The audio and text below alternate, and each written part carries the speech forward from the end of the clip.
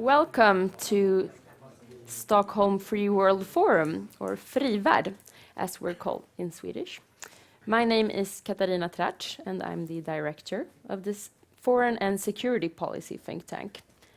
We've been around for a bit more than 5 years, so we're relatively new still, focusing on issues mainly regarding security policy and market issues and threats against liberal democracy. And it is with regards to this last issue, threats against liberal democracy, that we're hosting this seminar today. Soon, our keynote speaker, Matthias Küntzel, will be introduced. Welcome, Mr. Ambassador. There's a seat for you here. Will be introduced by my colleague Svante Cornell. And Svante is the director of ISDP, our partner today. So with no further ado, I leave the word to you. Thank you very much. Thank you very much, Katarina, and it's a pleasure to be here and to be co-hosting this event with the Stockholm Free World Forum. And ISDP, as Katarina mentioned, we are also a relatively young organization, perhaps a little older. We were started in 2007, and we specialize in the issues of security and development policy in Europe's neighborhood and in Asia. My task this morning is to introduce our keynote speaker, Dr. Küntzel, who holds a PhD from the University of Hamburg in political science. But particularly since 2001, he's been focused his research on issues of anti-Semitism, Islamism, and not least the link between Islamism and National Socialism, as well as Western policy towards the Middle East and in particular towards Iran. In 2002, he published the book Jihad and Jew Hatred, Islamism, Nazism, and the Roots of 9/11, which has since been translated, if I'm not mistaken, into both English, the original was in German, Hebrew, Greek, French, perhaps some other languages, Arabic. And an Arabic translation, as I understand, is on the way. The book was awarded the Grand Prize at the London Book Festival. Dr. Küntzel has also been an advisor to the German Green Party, as well as being a member of the German Council on Foreign Relations. And I understand that Dr. Küntzel, who also wrote the book about Germany and Iran, from the Aryan Axis to the nuclear threshold, is working right now on a book on the roots of the 1947 Arab-Israeli War and the international politics of it. Dr. Küntzel, with no further ado, please, the floor is yours. Okay, thank you. So, thank you very much, Svante Cornell, and thank you very much, Katarina Tracz. This is not the first time that I'm in Stockholm. My brother used to live here and to work here, so I visited this beautiful city before. But it's the first time that I'm able to deliver some of my insights to a Swedish public. So I'm very grateful to the Institute for Security and Development for inviting me, and also to the Stockholm Free World Forum for inviting me. And I want also to say thank you to all of you for attending this discussion and hopefully participating discussion about Islamism and global jihad. And this is jihadism, global jihad. This is a topic that not only dominates the headlines, it's also a nightmare that triggers fear, horror, and hopelessness.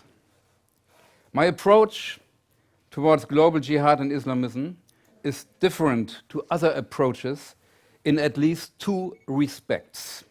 First, I think it is crucial to comprehend the Islamists' ideology, their understanding of the world.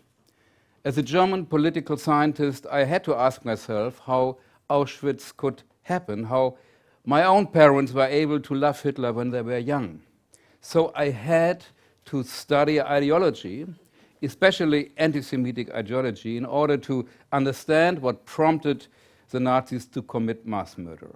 After 9/11, I started to apply this approach to Islamism in order to comprehend what Islamists are doing. And I can tell you, for people like us who have grown up in Western environment, it is not so easy to understand the mindset of Islamists, and especially Shiite Islamists. This is my first point, ideology. Second, I detest racism. My book about Germany and Iran has been translated into Farsi, and my book about the Muslim Brotherhood has been translated into the Arabic language. This shows perhaps how much I like to cooperate with secular and modern Muslims or ex-Muslims in the Muslim world.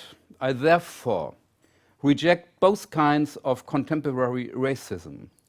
Right-wing racism, which is malicious because it bears hatred against nearly every Muslim, and left-wing racism, which tries to excuse nearly every Muslim, even if he or she behaves in an anti-Semitic or racist way. I thus oppose every approach that constructs a kind of homo Islamicus by applying different standards to Muslims than to non-Muslims. Some say the Holocaust denial by, let's say, a French citizen is awful, but Holocaust denial by an Arab citizen is understandable. I disagree.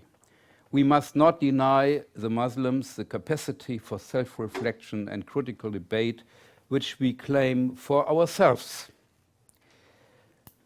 Let me now approach our common topic, global jihad and Islamism, a topic that triggers fear, a topic that triggers horror, and a topic that creates also a great deal of helplessness.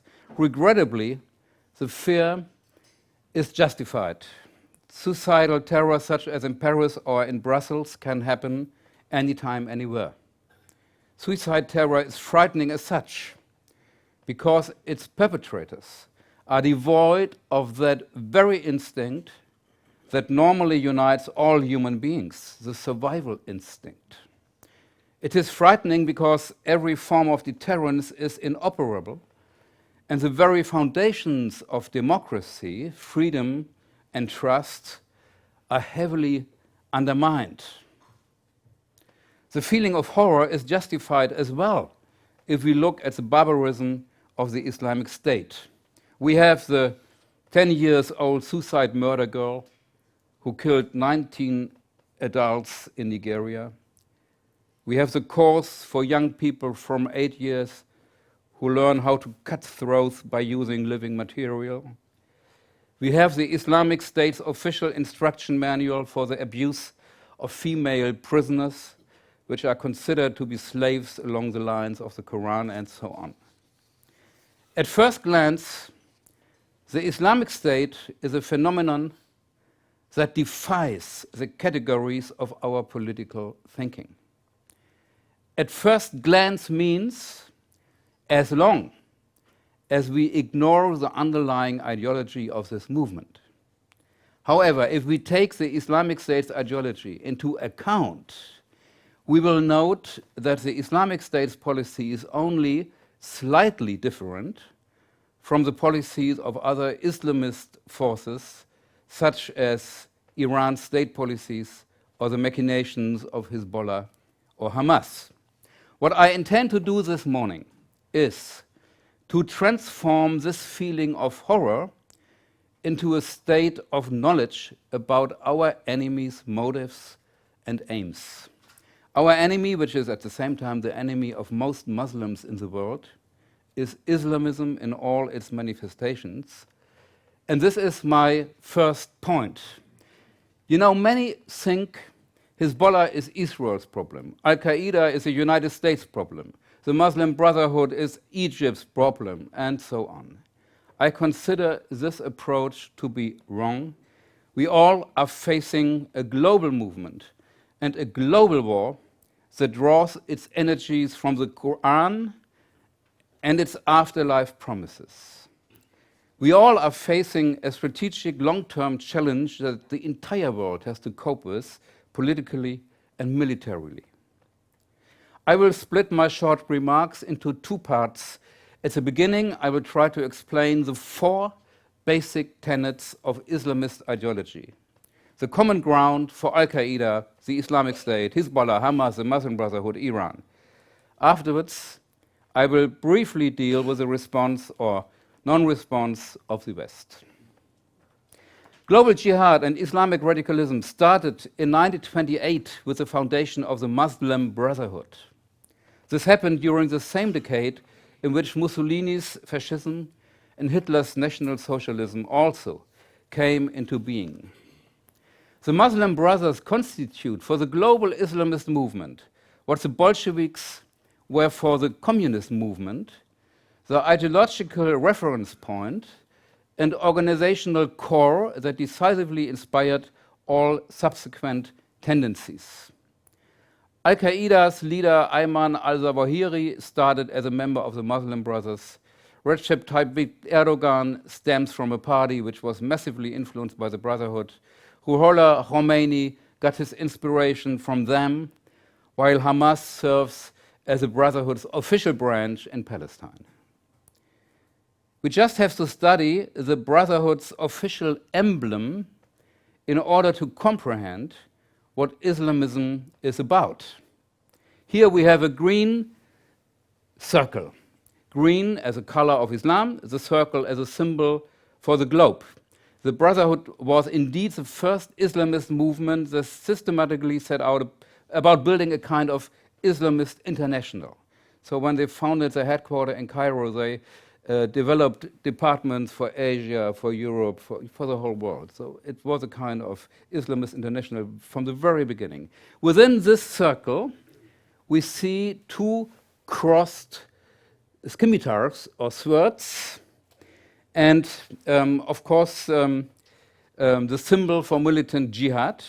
In the upper triangle between the tops of the swords, we see a red book, which is a Quran. And this is indeed the definition. Islamism combines both aspects, a verbatim understanding of the Quran and the call for jihad. In the lower triangle below, we have the Arabic phrase wa'aidu, which is the beginning of a verse of the Quran with the meaning of prepare yourself. And indeed, the scripture that unfolds the overarching ideology of Islamism is the Quran. Not every Muslim who refers to the Quran is an Islamist, but each and every Islamist refers to the Quran. We know that the bulk of Muslims do not share the Islamists' interpretation of the Quran. It would be wrong and self-deluding, however, to claim that those who understand certain passages of the Quran literally misuse or misunderstand the text.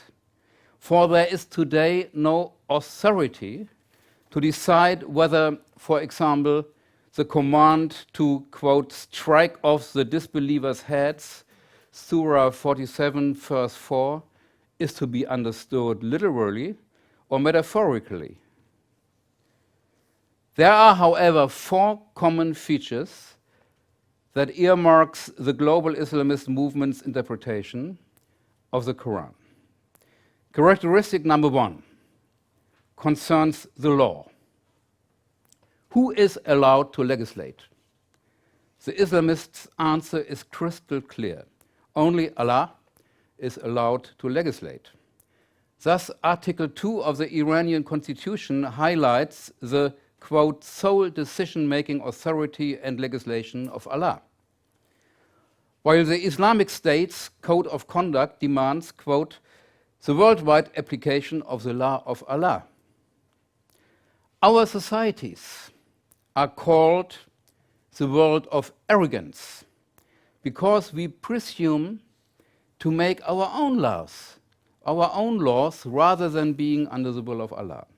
And here we have the very essence of the Islamist program, away with democratic self-determination, obey Allah and His holy Sharia law. At this point, we have, of course, an intersection between Islamism and Orthodox Islam. If you support the absolute claim to validity of the Quran, then you have to support the Sharia, then you have to despise democracy. If you, on the other hand, want to bridge this contradiction between the Holy Scriptures and modern democracy, you have to historicize the Quran. You have to reject the claim that this book constitutes the mandatory truth for all time. And there are, of course, historical models for this approach. There was a movement of the Mu'tazila, which coined an Islamic rationalism between the end of the 8th and the beginning of the 11th century. According to them, the Quran was a book that dealt with the situation of the Arabs during the early 7th century without absolute validity. So this is my first point. Who is allowed to legislate? Characteristic number 2 applies to the principle of jihad. And at this point, we have to distinguish between Salafist and jihadist. A Salafist is not necessarily a jihadist. The word Salafiyya stems from the Arab al-Salaf as-Sali, which refers to the righteous ancestors, as it's Muhammad and his direct successors. There is a brand of Salafism which we call the purist brand. They are not interested in the outside world as long as they can live out their sectarian understanding of religion, such as, for example, the Amish people in the United States. They are weird but not dangerous. Islamists, on the other hand, are dangerous because they practice a militarized jihad. They want to fight the infidels, including all Muslims that do not share their approach with weapons.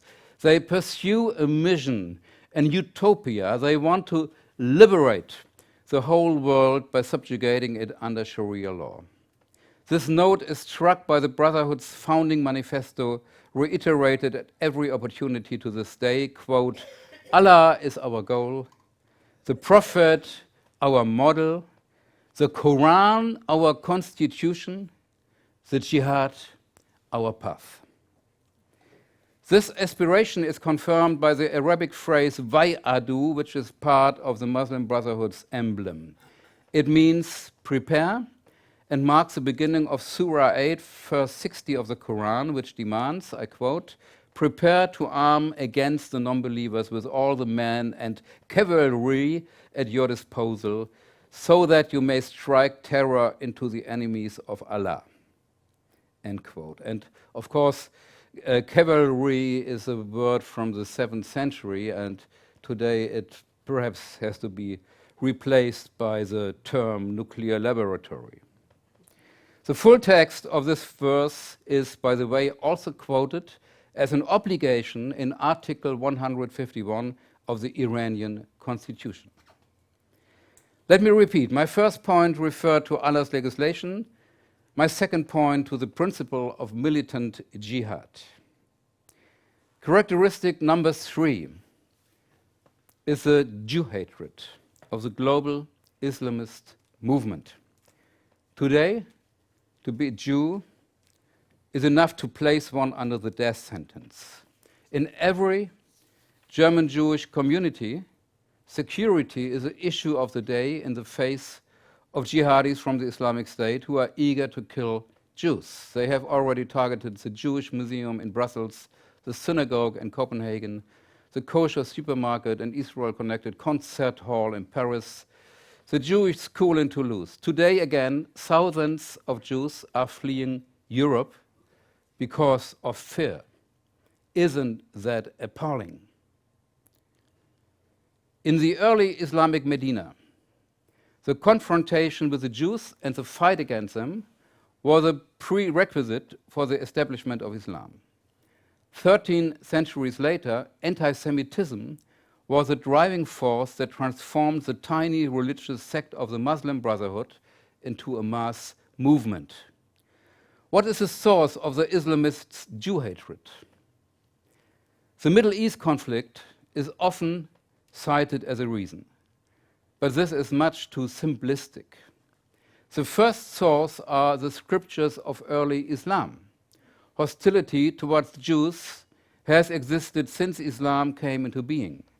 Hamas, in its official charter, quotes the Prophet Muhammad as saying, quote, the day of judgment will not come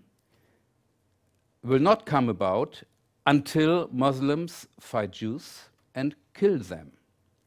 then the Jews will hide behind rocks and trees. And the rocks and trees will cry out, "O Muslim, there is a Jew hiding behind me. Come and kill him," end quote. So this is part of the official Charter of Hamas, which you will find in the net very easily.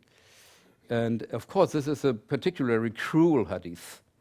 We imagine the trembling Jew who tries to survive by hiding behind rocks and trees. However, the rocks, the symbol of non-living nature, and the trees, the symbol of living nature, both want his death, as if the whole universe is eager to kill the soul and trembling Jew.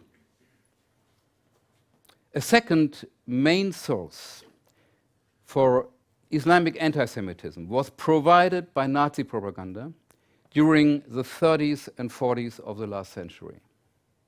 Just as the Nazis had radicalized widespread Christian anti-Judaism in Europe, they did their utmost to radicalize the latent anti-Judaism that originates in early Islam. Nazi Germany, for example, paid substantial sums of money to support the Muslim Brotherhood's anti-Jewish campaigns in Egypt. Thus, the funds they transferred to the Brotherhood were larger than the subsidies offered to any other anti-British activists in Egypt. Nazi agents such as Wilhelm Stellbogen were in close touch with the Brotherhood and organized secret Palestine meetings in order to spread the Nazis' Jew hatred in Egypt. Between the year 1939 and 1945, 6 years long, a Berlin radio station broadcast its lies about a supposed Jewish world conspiracy into the Islamic world every evening. Its professionally produced programs were broadcast in Arabic, in 2 different dialects, in Persian and in Turkish language, and they were popular. Thus, it comes as no surprise that the Hamas Charter also adopted this legacy. The Jews we read in Article 22 of the Hamas Charter, quote, stood behind the French Revolution, the Communist Revolution, and most of the revolutions we hear about. They stood behind World War I. There was no war going on anywhere without them having their fingers in it, end quote. Whether in the case of the alleged Mohammed quote or here, in both cases, Hamas uses sources to justify its hatred of the Jews that are older than Israel. Modern Jew hatred, however, is focused on Israel, the destruction of which is propagated and prepared by every Islamist movement, and especially by the rulers in Tehran. My fourth and last characteristic of Islamism is the readiness to die, summarized in the infamous slogan, "We love death as you love life." Islam is not the only creed in which the hereafter is praised. The Quran, however, recommends the longing for death more than any other holy text. Let me just quote one example, Surah 29, verse 64, quote, "And this worldly life is nothing but diversion and amusement, and indeed the home of the hereafter, that is truly the life." Hassan al-Banna, the founder of the Muslim Brotherhood, called on his followers to love death more than life. "Prepare yourself to do a great deed," he wrote in a well-known essay under the title, "The Art of Death." Quote, "Be keen on dying, and life will be granted to you, so work towards a noble death, and you will win complete happiness." These notions struck a deep chord, at least with the troops of God, as the Muslim brothers like to be known, whenever their cohorts marched in close formation through the streets of Cairo. Their voices rang out with the song, quote, "We are afraid not of death, but we desire it. How wonderful death is.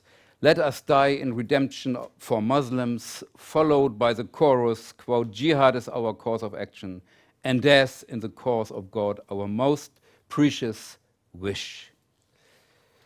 Suicide bombing, however, was excluded even by the Muslim Brotherhood, because every kind of suicide is contrary to Islam. That is why in Soviet-occupied Afghanistan, between 1979 and 1989, not one single suicide attack took place. The systematic employment of Muslims as guided human bombs with the aim of killing as many people as possible was invented only in the year 1982 by Iran's Ayatollah Khomeini. More than 10 years passed before Sunni Islamists also accepted this distortion of Islam, which has nevertheless become the calling card of today's Islamist movements. This four-point program, only Allah's law is valid, jihad is our path, the Jew is our main enemy, and death is better than life, applies to the Islamic State, to Iran, to Shiite Hezbollah, and to the Sunni Muslim Brotherhood. It is a common program and a common global war, and thus a global challenge to Europe and the world. But what about the Western response today? There is no response to global Islamism as such. There is no common effort, for example, to outlaw suicide bombing politically and legally as a crime against humanity. And this is one of the important things which has to be done. Instead, European governments make the goat the gardener and recommend a partnership with Iran in the fight against the Islamic State.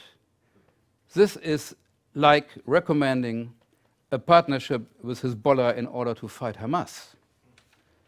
Iran has been a silent supporter of Al-Qaeda and the Taliban for decades. They tactically supported the rise of the Islamic State in Syria, and they tactically support the rise of the Islamic State in the Sinai right now. We all recall that the United States financed Osama bin Laden during the 80s in order to defeat the Soviet Union in Afghanistan. Washington at that time ignored bin Laden's ideological program. 9/11 was the result of this mistake. Today, the West seems to be willing to repeat this very mistake by ignoring Tehran's ideological program and the global program of Islamism as such. This is my critique of the policy of the European Union and the West. It refuses to take the ideological program of Islamism as a new and totalitarian movement into account without illusions. However, if you refuse to recognize the ideological basis of Islamism, you cannot draw the necessary conclusions. You betray the progressive Muslims throughout the world, and you show fear where you may have to prove your strength. Currently, we are living through a period of appeasement. The quicker this phase is overcome, the less terrible the consequences will be. Thank you very much.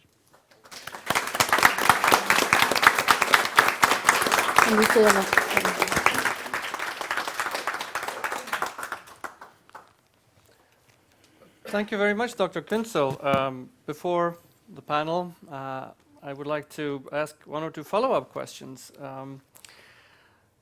The first one I would like to ask you is about the reaction of, or the movements in the Muslim world itself. As you mentioned, some of the main targets of this global jihadi movement are Muslims. Some of the main victims are Muslims. What do we see in terms of a reaction in the Muslim world to this, and how can we support and empower from the Western side the reaction of the Muslims themselves to this phenomenon. Okay, thank you very much for this important question. Well, the Islamic State changed everything. There is a big new discourse within the Muslim world since the Islamic State got this prominence. And for example, even the ruler of Egypt, al-Sisi, he recommended to revolutionize the Islamic creed. But this was not reported very prominently in the Western media. So there is no interest in developments within the Muslim world, in my opinion, not enough interest in finding out about new tendencies. Some months ago, after the creating of the Islamic State, I watched the Egypt television, and I was so amazed to see an essayist speaking in Egypt television. This was like a little revolution. So, and a colleague of mine, he's a professor at the Vienna University, he found out that there are about 100 homepages in Arabic language based on essayism. So all these developments, which are new and which are triggered very much by the rise of the Islamic State, we should not neglect them. It's a very important development there, and we should support those who want to get rid of this verbatim interpretation of the Quran. Thank you. My other question regards the secularism in the Muslim world, because of course we have seen a rise of Islamism, both a political movement and also in its armed form for the past 30, perhaps 40 years. But it's easy to forget that 40, 50 years ago, secularist movement, secularist governance was the norm actually in the Muslim world. So part of my question is are we witnessing a phase, and is it possible to see a return of secularism? And secondly, in Western policies, have we tended to ignore or even to undermine secularist governments, secularist movements in the Muslim world by, so to speak, trying to find the moderate Muslims, if you will? Well, I think that the main event that led to the situation of today was the Islamic Revolution of 1979. It changed everything. Its importance is comparable to the importance of the French Revolution, I would say. And because from now on, everything was religionized. The fight against the Zionists, it was a fight by nationalists of the PLO against Israel. But now it was a religious fight. And Hamas was created soon afterwards. Suddenly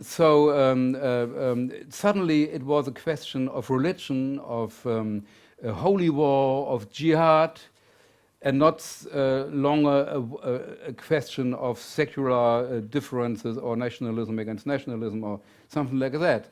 So this whole development also, in Germany we never talked about the Turks as Muslims. We always called them guest workers, Gastarbeiter. The religion didn't play any role in the 70s or in the 80s. But out of the sudden, only the religion became the marking point. And I will give you one example.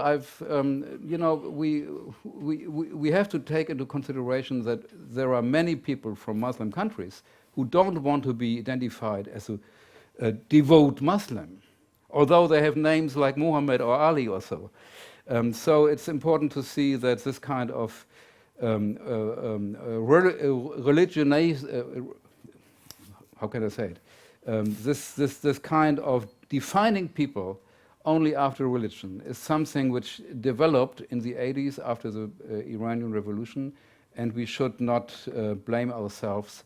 And especially in Sweden, as if I'm informed correctly, it is a case that there are so many people in Sweden from a Muslim origin who don't feel themselves as devout Muslims. And so this is very important to recognize and to also confirm. My last follow-up then would be, how should we approach the self-proclaimed representatives of Muslims in Western countries. We have a tendency to recognize the self-proclaimed representatives, very often connected to the Muslim Brotherhood, as the legitimate representatives of all Muslims. Well, we just have to say the truth. And I think, well, in Germany, for example, there are a lot of female former Muslims or still Muslim women who are very much against this Islamist approach. And it's necessary to strengthen them instead of calling them westernized people who betray the origin of Islam. So this is an open controversy in all European societies at the time being. And it's very important not to shy away from taking the side of the progressive and modernized Muslims against this middle-age approach of Islamism. And we have to be courageous in this question. Thank you very much. Katarina? Thank you, Svante, and thank you, Dr. Küntzel. A round of applause for you. Oh.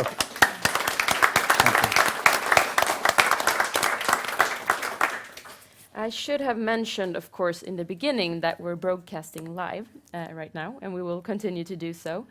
So when there's time for Q&A, which there will be in the end, please state your name and your organizational belonging. But before that, however, I would like to welcome the panel up. You could both come up to begin with. Could you give me a pen? Thank you very much. Besides our distinguished keynote speaker, we have a very distinguished panel. We have Aron Verständig, who is the chairman of the Jewish congregation here in Stockholm, which is the largest Jewish congregation in the northern countries. And we also have Annika Borg, who is a PhD in theology, a writer and columnist, and also a priest in the Church of Sweden. So I would like to begin with giving the word to Aron and hear your thoughts and reflection on what Dr. Küntzel just told us. So thank you very much, Katarina and Svante, for organizing the seminar, and thank you very much, Dr. Küntzel. I thought it was a very interesting and very thought-provoking presentations you had. So I have some comments from my side as being the chairman of the Jewish community here in Stockholm, representing about 4,300 members, and I've held this position for a couple of months, even though I've been active in the community for many years. I'm still quite new in this position. Regarding, I think one of your last points were very important, and I'll start there. Regarding the representation of Muslims, as you say, there are somewhere between 400 and 500,000 Muslims in Sweden. The absolute vast majority of the Muslims in Sweden pose no threat whatsoever to the Jewish community in Stockholm. They are on the opposite. Probably most of them are quite uninterested in what we are doing. But the problem is that a fraction of the Muslim community here in Sweden actually pose a threat to the Jewish community in Stockholm. This is very much more so when things happen in Israel, when the situation gets rougher in Israel. The problem, I would say, is also regarding exactly what you said, representation. The Jewish community in Stockholm, we are organized in a very Swedish way. We have elections every 3 years. We have an official council. So basically, like you know, I think what Henry Kissinger said, when I should call Europe, who should I call? For us, you can just call me. I will be, because I have the authority and the power to represent the Swedish Jewry. On the other hand, the Muslim community is so much bigger than we are. They come from so many different countries. And the problem is that they are represented in many cases, not in all cases, but in many cases, by organizations which have a somewhat problematic relation to democracy, I should say. And I believe, and this is also a problem that I know that the Swedish government representatives also feel. Like you said, something that the radical Islamists, doesn't matter if they come from Morocco or from Egypt or from Indonesia, one thing they all have in common is anti-Semitism.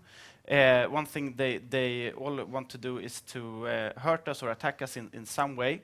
And as you said, the last couple of years have been quite difficult for us. I would especially like to highlight the attack against the community in Copenhagen. We have a very close relationship to the other Nordic communities. So of course, we were very much hurt by the murder of one of the guards at the Jewish community in Copenhagen. But this go back many years. This go back. I still remember the attack against the AMIA, against the Jewish center in Buenos Aires in '94, where I think around 300 people were killed. And so this has always been something that we always face. And I can just mention. For example, like if you're a member of the Jewish community in Stockholm, you pay 1.25% of what you earn in a fee to the community. 20% of that we need to allocate for our own security. And this, in addition to this, last year we had about 8,000 hours of volunteer work from members of our community just to work with our own security. And this is by far, I would say, the most important question for us when we speak to representatives of the Swedish government to emphasize the need for the government to subsidize, to help us with funds, and also for the police to take more responsibility and to actually realize that this is a threat. And I think they're slowly, at least in the top leadership of the police, they've been slowly trying to, they have tried to realize what's been going on, and I'm a bit shocked by this, because radical Islamist terrorism in Europe is nothing new. Even though it has increased in the last couple of years, it's nothing new, and I think that the Swedish police and the Swedish government need to realize this in a much larger extent. I will just finish up by saying about this on the issue of immigration. As far as I think the representative of the Israeli embassy, you know perhaps more the numbers of how many Swedish people actually leave Sweden to go to Israel. My impression that from Stockholm we don't have a lot of people leaving Stockholm to go to Israel because of anti-Semitism. What I can see is that we have a lot of people coming to our community to Stockholm from Malmö in southern part of Sweden. I think it has to do with anti-Semitism, and I think it also has to do with the fact that we can offer a maybe more rich Jewish life here in Stockholm. But I definitely believe that anti-Semitism is a factor in the fact that so many Jews from Malmö are moving to Stockholm and moving to other parts of the world. So I'll stop there. Thank you very much. Thank you, Aron. Just a quick follow-up question.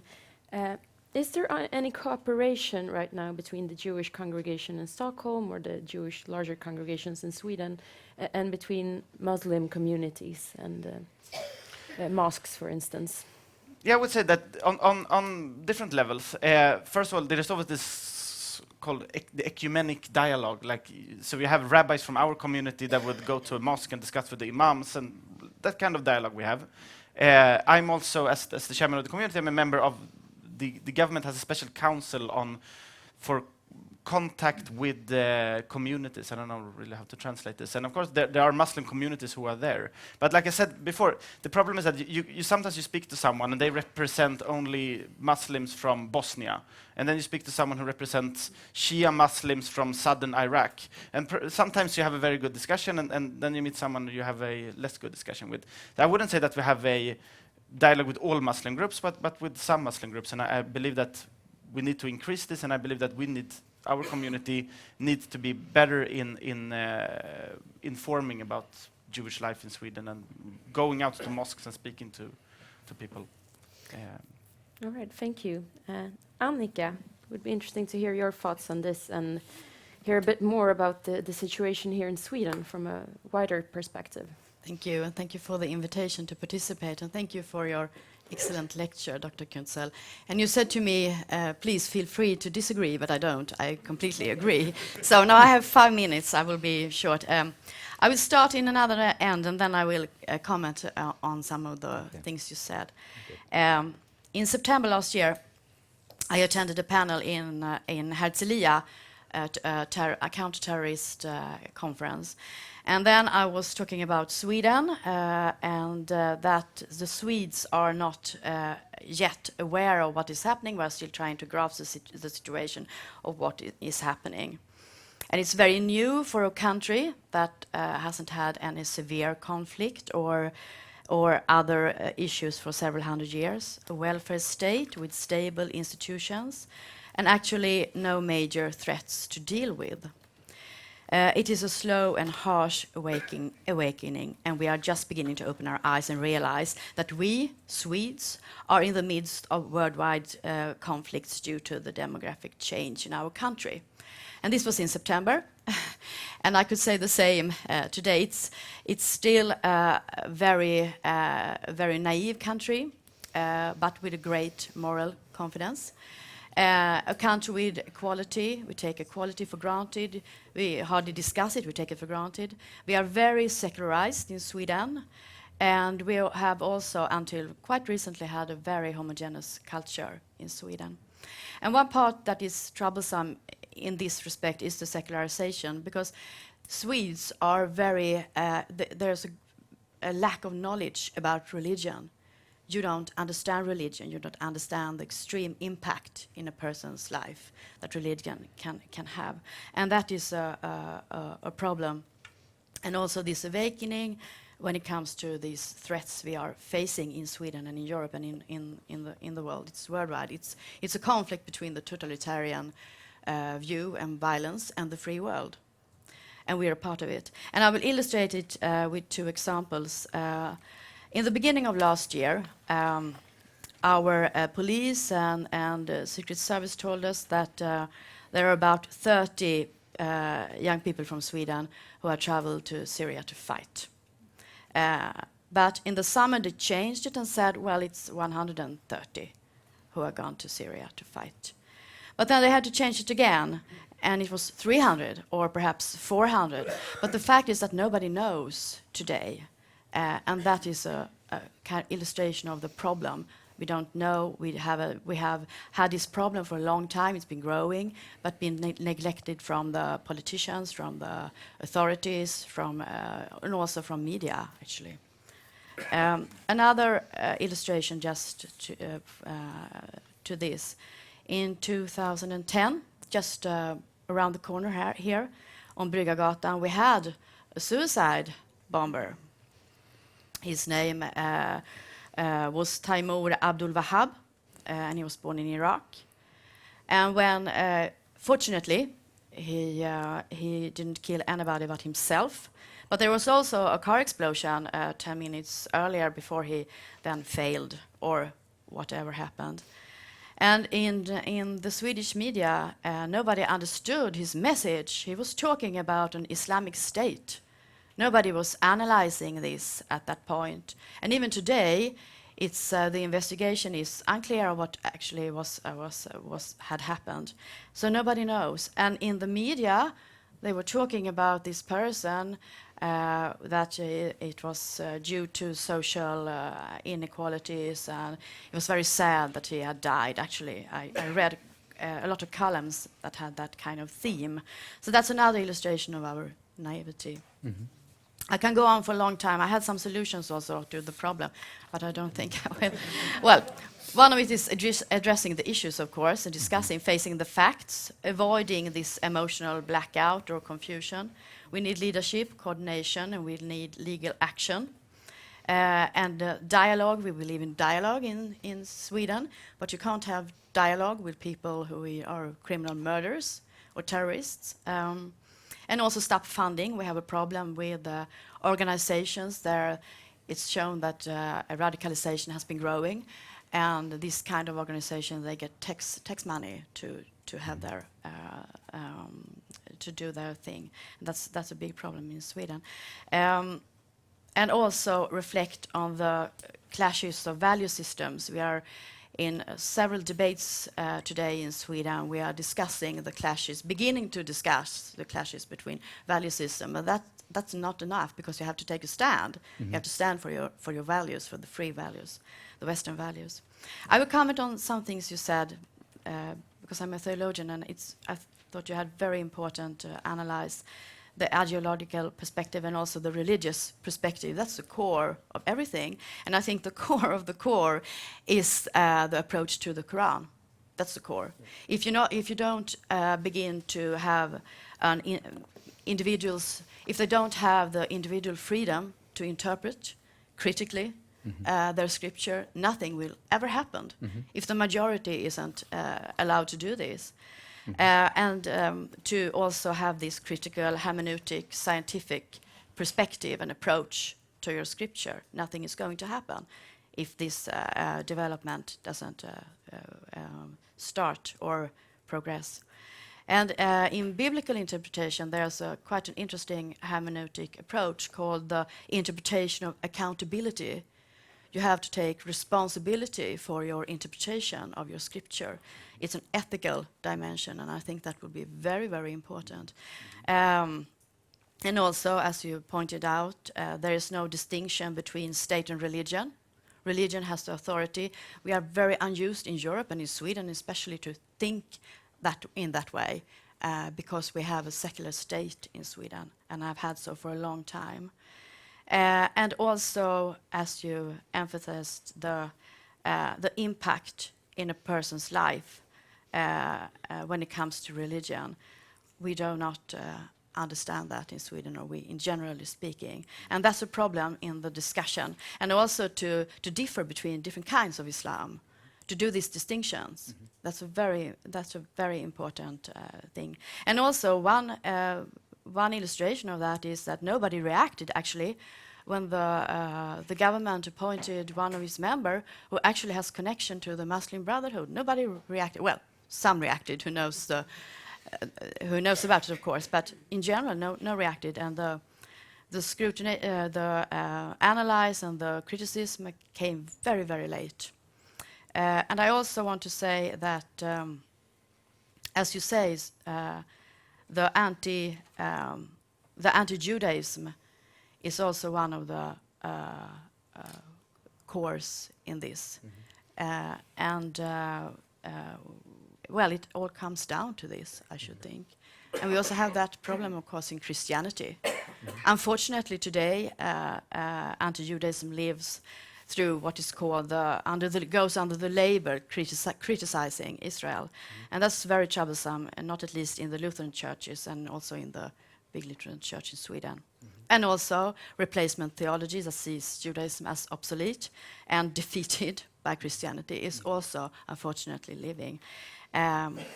But you said that the West haven't responded to this threat, and I completely agree. And I'm very worried about that. And I would like to pose a question also. You said that suicide bombing as a crime against humanity. Perhaps you can elaborate a little bit about that. Okay. Absolutely. We'll open up for discussion amongst the panel soon. Just a quick follow-up question. Thank you very much, Annika, for very thoughtful comments.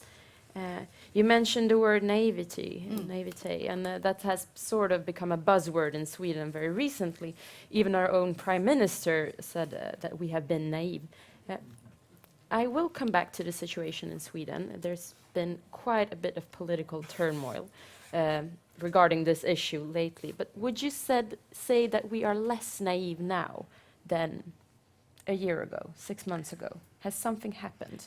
Yes, I think so. The debates are different, in some respect, more profound, perhaps. The issues about Islamism is on the table. The issues about anti-Semitism is also on the table. And also, I think a different kind of things that have happened has shown the clashes between value systems, not at least when it comes to the gender issue. We have had discussions where it's become very obvious that we are dealing with very different systems of viewing equality. So yes, so I'm a little bit more optimistic today when it comes to the debate. All right, good to hear. At least there's some optimism on this topic. Dr. Küntzel, I would like to give you an opportunity to comment on the other panelists, and then I'll pose some questions. So thank you very much, Ms. Borg and Mr. Verständig, for your comments. I agree with what you said, and I just want to, well, I would say it's not only a Western value, it's a universal value. And when you mentioned the lack of knowledge about religion, I completely agree. We really don't know what the term religious war means, because in Europe we didn't have a religious war since 1648, right? The Peace of Westphalia, and since then Ireland was a little conflict, but we don't know what it means to conduct a religious war, a war which is led for the hereafter and not for this life, a war in which I want to get a better place in paradise and not a better place here on earth. And so this is something quite new, and it's very important to acknowledge that we have to learn something new, and that we have to read very carefully the scriptures of those Islamists who want to die for this end. And therefore I will come to your question with suicide bombing, and well, I really think, look at the situation in France. Ausnahmezustand. What is the English term? State of emergency. The whole summer. Soccer in France. You can't have any kind of trust. You can't have any kind of security if suicide bombing is something normal. Because there is no shelter against suicide bombing. You can't control everyone going to the subway in Hamburg with a big bag. It's not possible, otherwise you would lose democracy. So it's a real big threat to all democratic societies. And of course, Islamists hate democratic societies. And this is also a way to get rid of them by posing this permanent threat. And so it's, in my opinion, a real big mistake that the Western world is not thinking about banning suicide bombing as a crime against humanity. We are accustomed to the notion that the use of weapons of mass destruction is forbidden.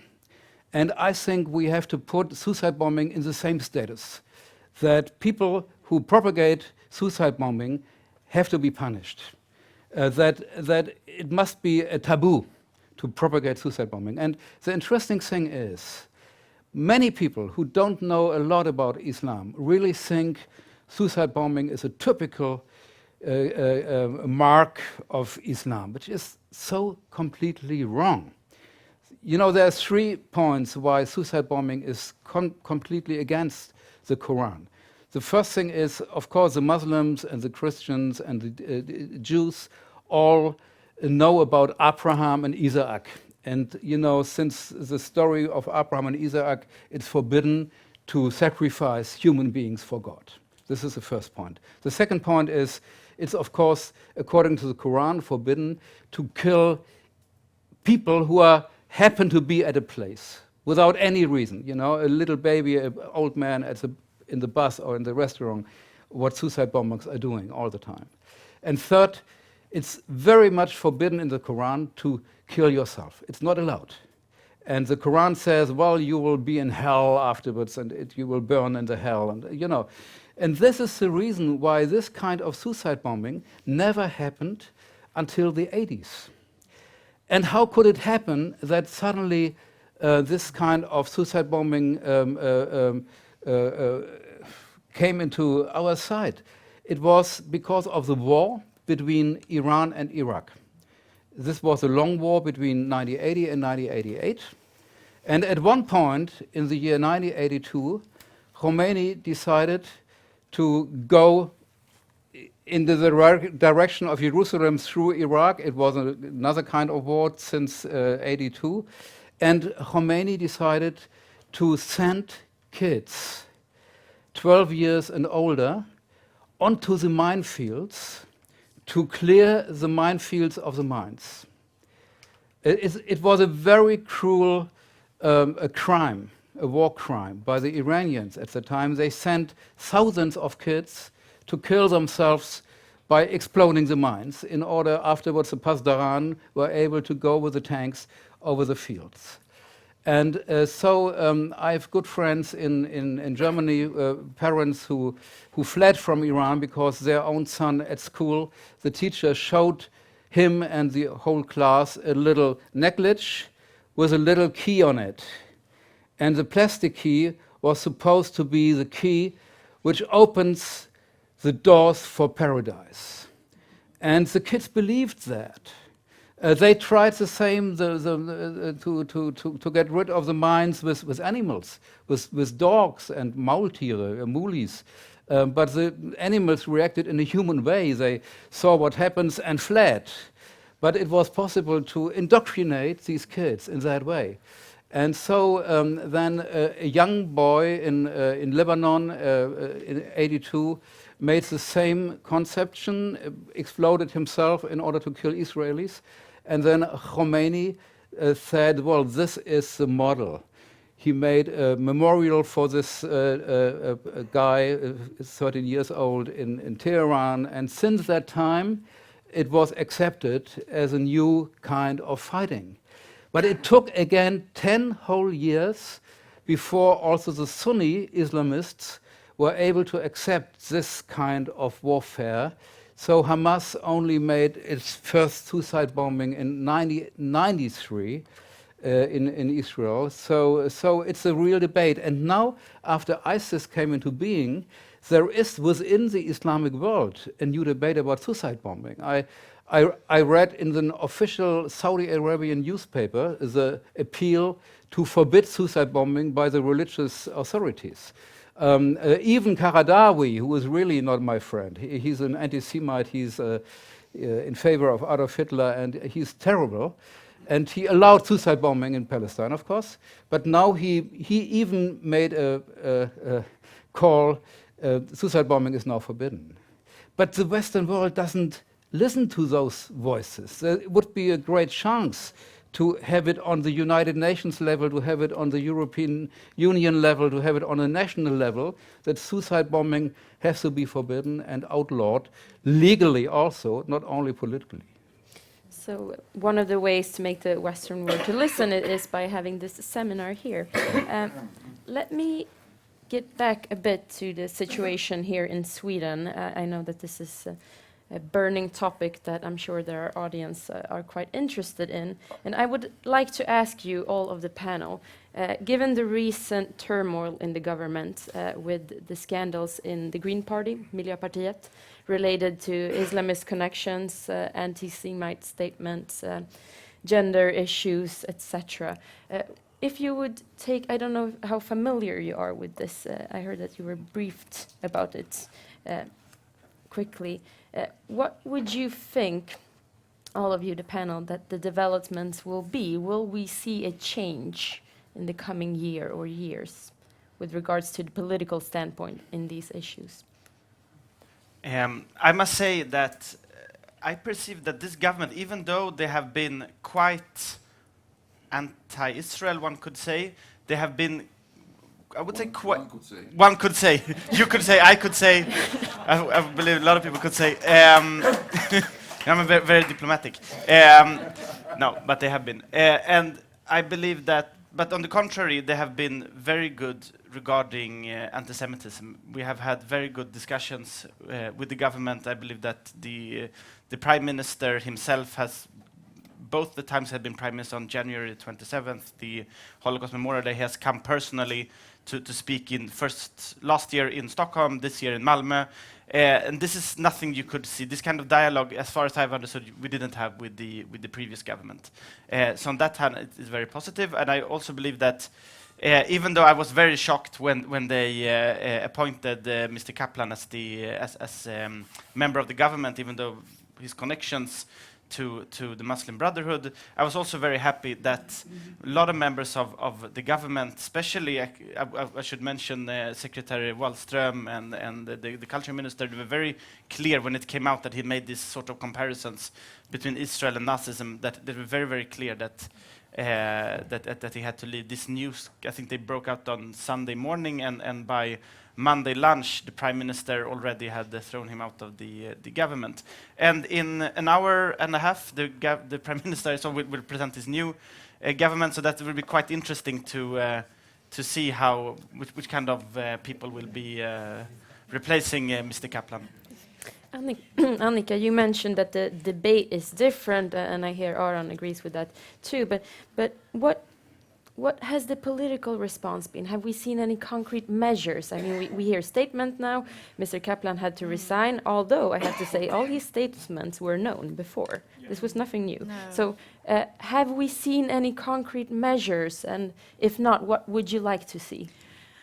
Yeah, well, I'm a bit pessimistic. I don't, because it's not only the Green Party, it's also the Social Democrats and other parties that have to learn their lessons when it comes to Islamism and who is going to represent Islam. And that's the big problem in Sweden, that still these Islamists with these kind of connections are still the image of the Muslim, defining what a Muslim is and what Islam is, the true Islam. And that's a problem. And I would, you have to ask me again in half a year, maybe I see, but and also I'm not sure that we will see some a change actually yet, because one of the problems with the Social Democrats is their religious branch that's called Tro och Solidaritet.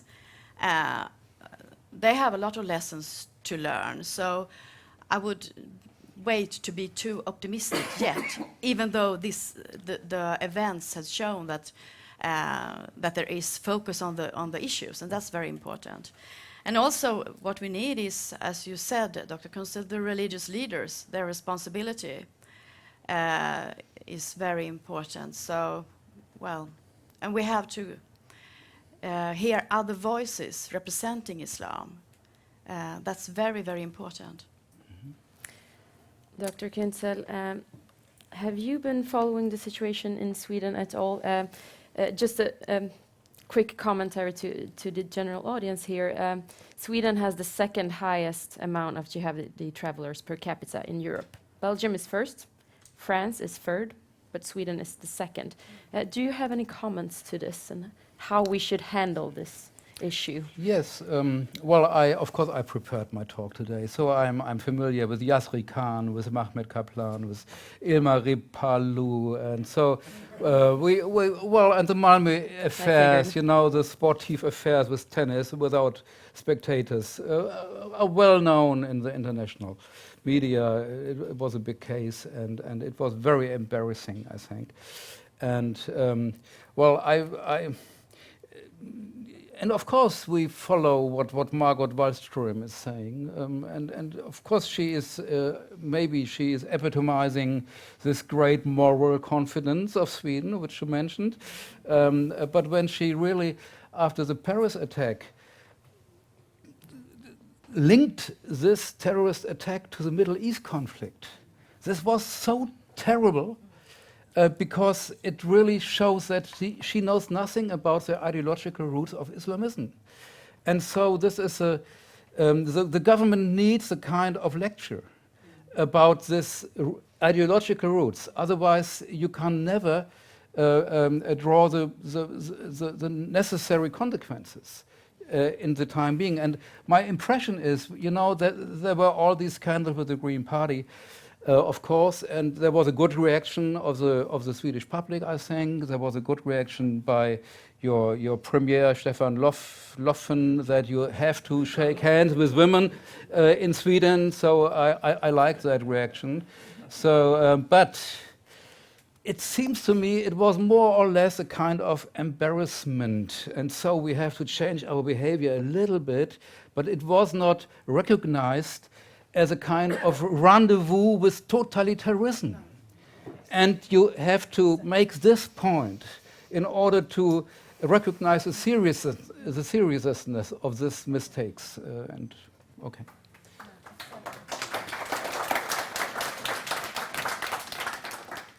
Thank you.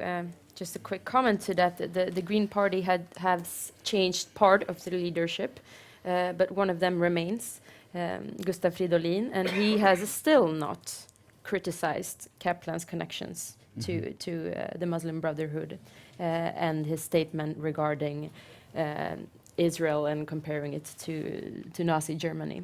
So that's just a quick comment. Okay, Annika and Aron, we will soon open up the floor to questions. Would you like to give any last comments? Yeah. Yes, because I think that the Islamists and some of the political entourage in Sweden, they have this as a common view, their criticism of Israel or their engagement in ship to Gaza. So that's a common view, and that's very important to see that that's the core also, this anti-Judaism that's below it, so it's beneath it. So there's a lot of lessons to learn, as you also said. And I can just also mention that I think it's a very important topic. What I think you started with, this whole issue of different standards for Muslims and non-Muslims. And I think that the Swedish public, the Swedish government, the Swedish official needs to be much more clear that if you express an anti-Semitic point of view, it's anti-Semitism. It doesn't matter if you're a Muslim, it doesn't matter if you're not a Muslim, it doesn't matter if you're a Jew. If what you say is anti-Semitic, it is anti-Semitic. You cannot. We had this issue maybe 10 years ago now, when the big mosque in Stockholm sold tapes with very clearly anti-Semitic content, and the Chancellor of Justice, I think it's called in Justitiekanslern, said that this is a part of the debate about the Middle Eastern conflict. One needs to be able to discern between what is legitimate criticism against Israel and what is part of a big debate, and what is really is anti-Semitism. And I think that the Swedish public have not yet come to this realization. When it comes to, just mention also, you asked me about concrete measures. A couple of years ago, the government started to give us funds for the security issues we have, but still it's very far from the actual cost. So that's something we're working very hard to change. All right, thank you. And with that, we will open up the floor to question. We already have a first question from the Ambassador of Israel, Isaac Bachman. Please wait for the microphone. Thank you very much, Professor Küntzel, for a very convincing presentation. When I try to do the same, more or less the same presentation, it sounds like, well, it's obvious, it's an Israeli official paid by the Israeli government. But I think that you made it so well that they would say that you are a better paid Israeli government official. And my question is, you mentioned something that I'm trying to convey as a message here, that all Islamist terrorism organizations, be it Hezbollah, Hamas, Al-Qaeda, all the others, the sources of their concepts that lead to this terrorism are basically the same. But then what I find out, including from high officials in Sweden, is that your terrorism in Israel is not ours. It's like, you know, it's not registered on the same registration. It's something else. There is an occupation. We know the whole story, but it's not the same thing. Don't mix it up. I don't see a process of connecting the dots here at all.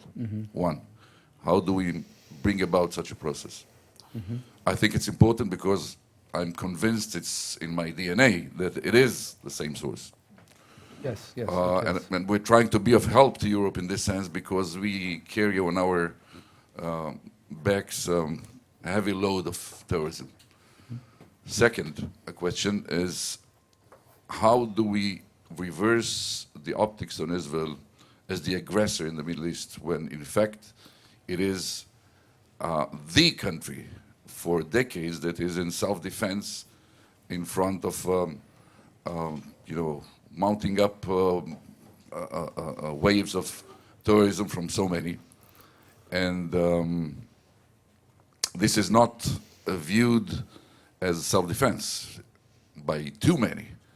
And we see what happens to other minorities in the Middle East. Jews are one of them.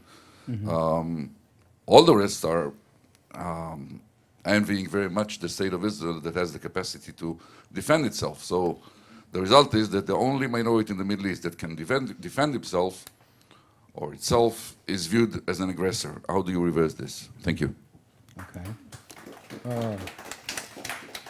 Thank you, Ambassador Bachmann. So we have two questions, one regarding how do we sort of connect the dots of global Islamist terror, and the second regarding the image of Israel. So thank you very much for your comment and also for your questions. How do we connect the dots? Well, people are able to learn. And when the terror attack happened in London and in Spain, people thought, oh, well, those are the countries conducting war in Iraq. It's clear that they get attacked. When 9/11 happened, oh, well, the Americans, all the guilty things and the third world and so on. It's very clear. But then, out of the sudden, the attack in Paris in November 13, against people who just want to have a good life on a Friday evening, who want to listen to music, who want to go to a bar, who want to have a nice free evening. And they killed them. So why? And I think this was the very first time, and there was also the killing of the Charlie Hebdo people. In both cases, it was very clear that it is not a special kind of foreign policy that is attacked, but a way of life, a way of living. And I think so the Islamists give us the opportunity to learn step by step that it's not a special policy of Israel that incites their terror, but the very existence of Israel, and not because Israel is a occupying state, but because people in Israel are living in a free way. Gays are allowed there, it's a liberal democracy in Israel. So this is what Islamists hate. And so Israel is just the very first attacking point. But they mean, of course, ourselves here in this room. Sitting together, Islamists would never mix the sexes, in the rows. So it's quite another understanding of life, quite another understanding of death. And so I'm a bit optimistic that people might learn from this experience that they really want to destroy our kind of living. And but at the same time, I acknowledge this kind of helplessness. At the time being, because there is no strategy, because people are desperate about Syria, because they really think partly that Iran could be the solution. This is complete nonsense, because the Iranian leadership really wants to destroy not only Israel, but they have a program, and this is also very typical. There are programs for every revolution. The Chinese revolution, we have the Mao scriptures. The German revolution, we have Mein Kampf of Adolf Hitler. The Russian revolution, we have Lenin's Was tun. And of course, there is also a very central text for the Islamic revolution. This is a book, The Islamic State by Khomeini, published in Iran in '78, and we have a German translation from '82 and a second from '83. But no one knows this book, which is a program of the Islamic Revolution. You have to read this book, and you have to read the Constitution of Iran, then you understand what Islamism is about. But the main libraries in German think tanks for foreign policy, they even don't have this book. So it's not known, and so governments have to learn much more if they really want to tackle this this challenge. And so, connecting the dots, I have a little, optimistic view that people might learn, but I hope it's not too late then, because it might be too late if Islamists will get the means of nuclear materials. And then you have 9/11 with a radioactive component, which would be really terrible. How to reverse the optic? Yes, I completely agree that Israel, since 1948, is in a status of self-defense.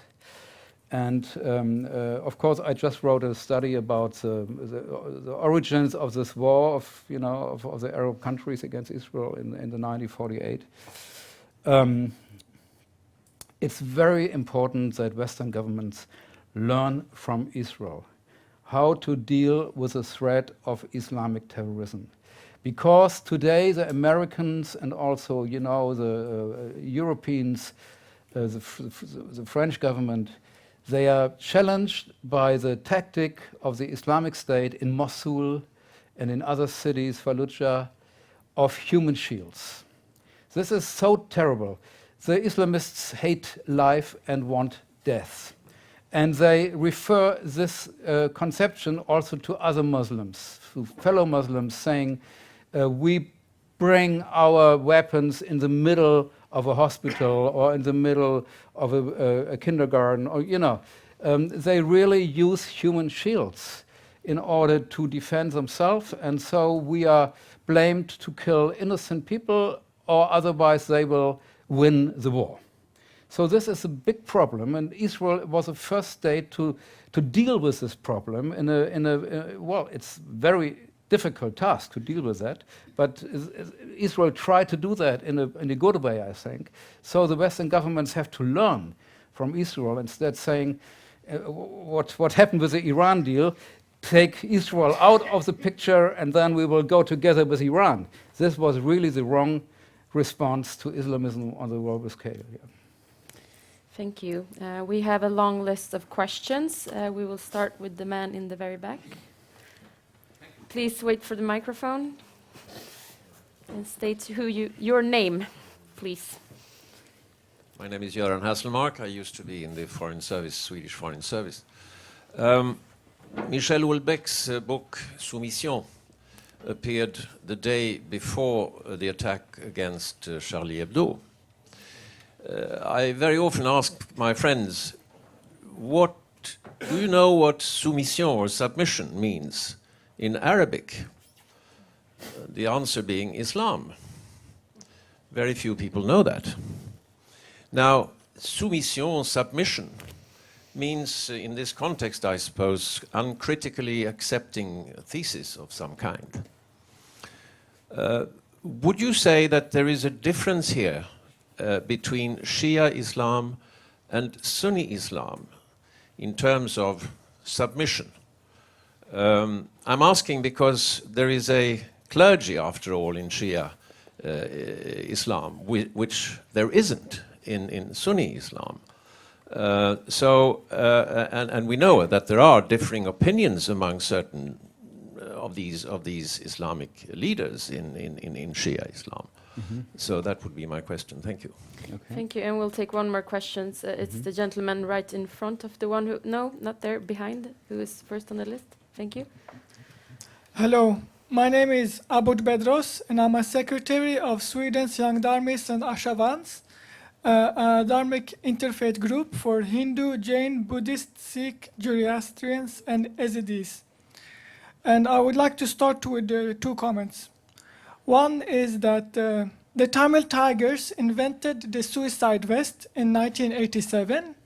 It is a Hindu socialist separatist group in Sri Lanka, so there is enough of guilt to spread around. Mm-hmm.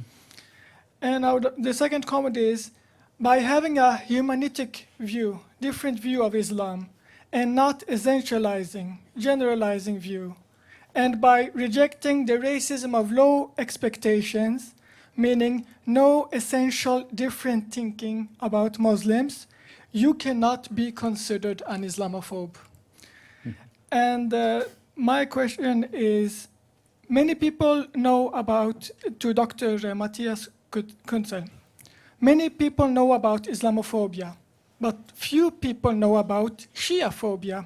And ISIS is a very takfiri, Shiaphobic group, and the name has been popularized in 2011, and the books in Sweden were written between 2006 and 2010. We'll have to ask for your question, please, because So we have other can you people talk as well. about Yeah. Shiaphobia? Yeah, okay. Okay. Okay. 2 quick answers.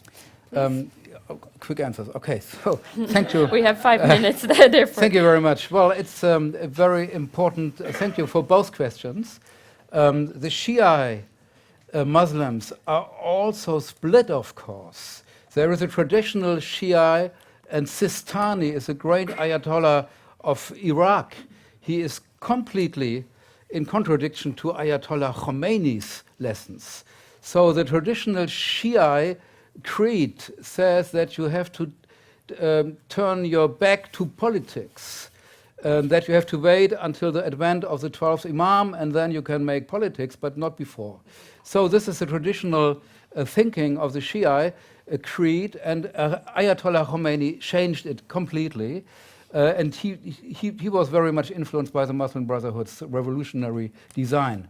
So this is my and in both creeds, Sunni and Shia, the similarity between the radicals on both sides are much bigger than the connection between the radicals of Sunni and the moderates of Sunni, and the same with Shia. So this is important to see, I think.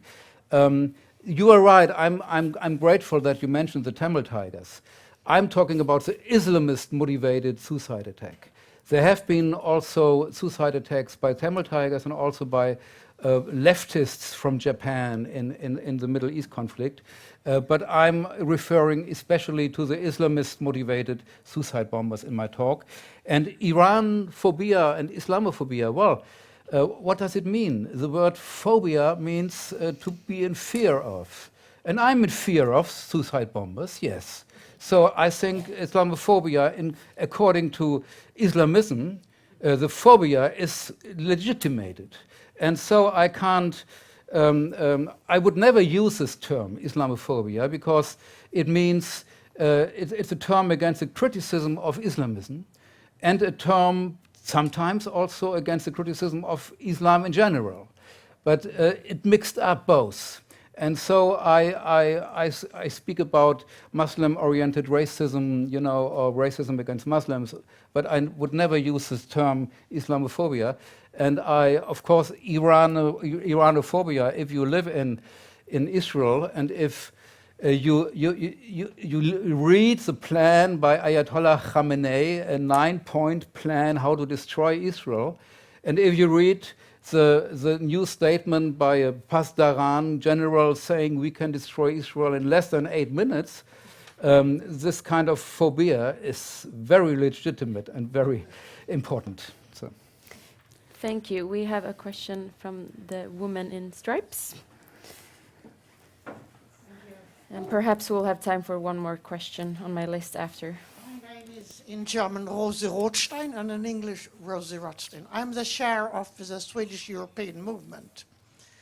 And I'd like to ask you, if I understood you right, you want a legislation against propaganda for suicide bombers. Right.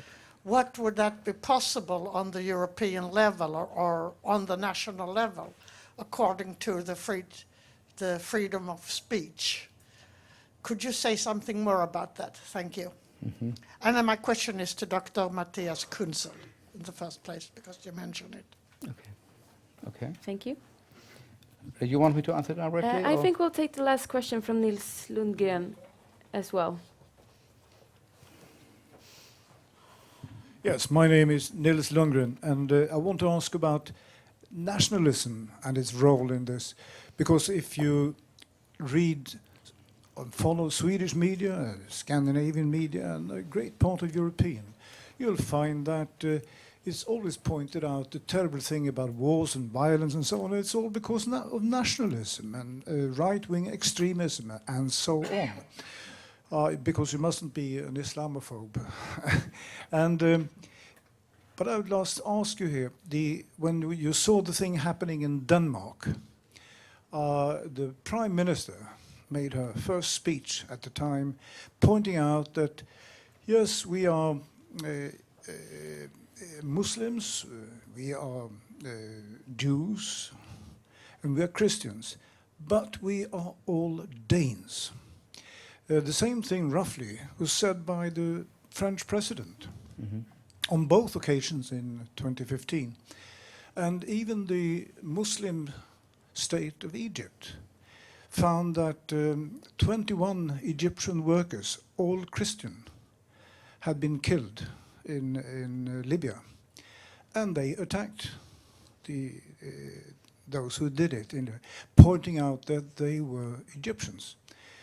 I just would like to ask you whether maybe nationalism is what could save the situation. Thank you.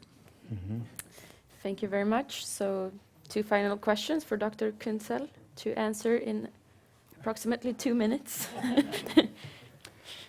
Well, thank you very much again for your questions.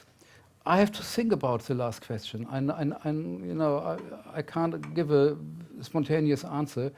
I'm not a nationalist, but of course you need a kind of common ground, and in Germany it's a basic law, our constitution. And it's very important to really defend this constitution without exception to all people of a country. So this kind of enlightened nationalism, I would say, based on the constitution and not on the national myth of, in Germany it's of course another history than in Sweden.